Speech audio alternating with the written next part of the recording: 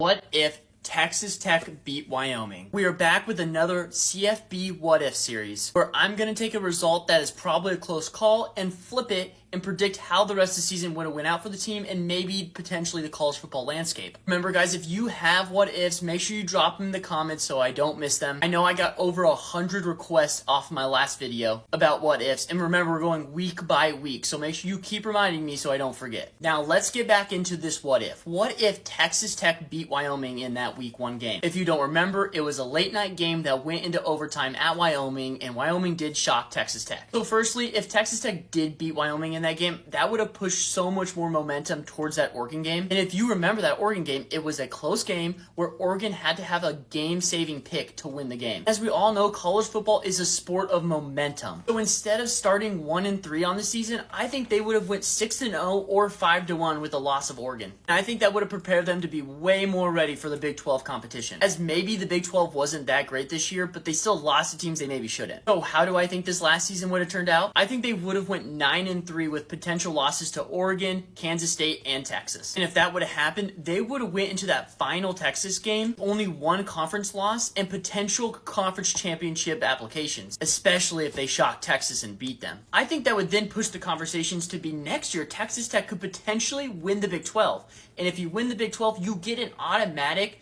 college football playoff spot. Let me know in the comments if you agree with my what if here. And again, let me know if there are any others you want me to hit.